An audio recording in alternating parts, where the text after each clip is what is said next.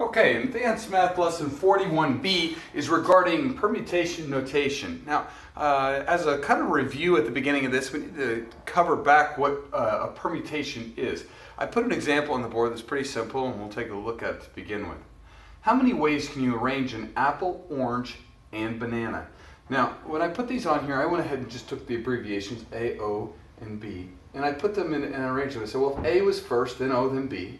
Now, if I had A, then B, then O, then that's the only way, apple being in the front. Then I move to banana being front, then apple, then orange. Banana still in front, orange, then apple. Then if I put the orange in the first spot, I'm left with apple, banana, and then banana, apple. And so there's 6 different ways to arrange that. There's 3 things taken 3 at a time, if you want to think of it that way, or how many different ways can I arrange them in that order? And it really, it's just 3 factorial. It's the same thing as saying, and so I put a little factorial box up here. In the first slot, there were 3 options that I could have put, right? What could have been in there? Apple, banana, or orange in the first slot. And that left 2 available fruits, if you will, for the second slot, and then 1. 3 times 2 times 1 is 6 possible ways. This is just a review of factorial. Remember 3 factorial and what that means? The next thing I'm looking at here for the second example is how many ways can you arrange 4 things taken 2 at a time? So this is a little different type of problem because now we're going to be looking at it saying I had 4 things, but I'm only taking them 2 at a time. So I don't need that extra. I need to divide out that extra. If it was only just how many ways can you arrange 4 things, I would just have said 4 factorial, 4 times 3 times 2 times 1. But I need to take out the fact that I'm using 2 at a time. So I use 4 minus 2 because I had 4, I'm taking away 2, that's the rate at which I'm taking them out. And I say 4 factorial divided by 2 factorial, which is 4, 3, 2, 1, divided by 2 ones, and the 2 ones cancel. 4 times 3 is 12. So I have 12 different ways I can do that. Well, if only I had a formula that looked like this. And this formula here that I'm going to derive, that I'm dividing out of my original, is going to be my NPR, my permutation notation. This is what's new on this lesson.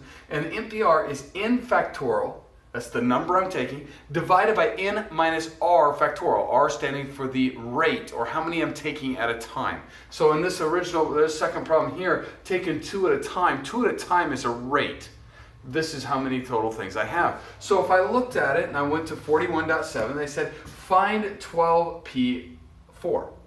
And all of a sudden we jump from this word problem. So what I did is I rewrote it into a word problem for you. You're really saying 12 things taken 4 at a time. So that's it, that group. So you're going to say that there's the 4. So I'm going to say 12 factorial divided by 12 minus 4. There we go, n factorial over n minus 4 factorial. And then I rewrite this. 12 minus 4 is 8. So it's 8 factorial. I rewrite 12 as 12, 11, 10, 9, 8 factorial. 8 factorial divided by 8 factorial is 1. Now I can just say 12, 11, 10, 9.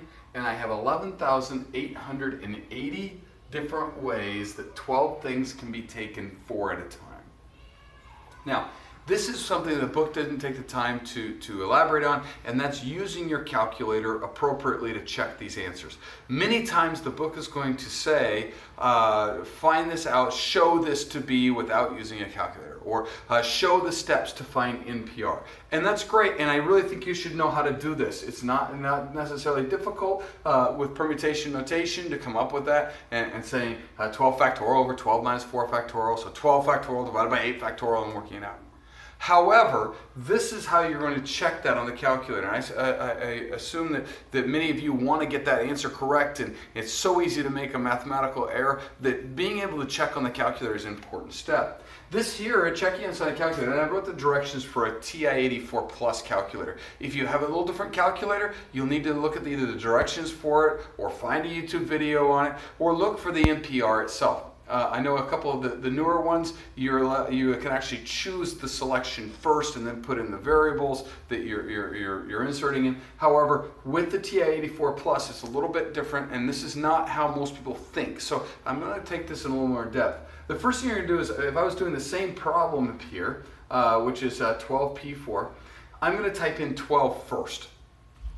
That's my in. Yes, that's my in. That's the only way I'm going to separate those out. So I hit that, I hit 12. Then I select the math key, jump down to probability menu, choose the one that's called NPR. Hit enter on it. When you do that, it's going to put on your screen, it's going to come back down and it will say 12 NPR and your cursor will be blinking. Go ahead and type in 4, hit enter again, and when you do so, your screen returns 11,880, and that's how you find NPR on the TI-84 Plus calculator. However, there are lots of other calculators out there, a lot of other methods of calculating that. Some of the newer ones actually allow you, you hit the NPR button, and it starts flashing with the N and the blank. You put that in there and you use the arrow key to jump over.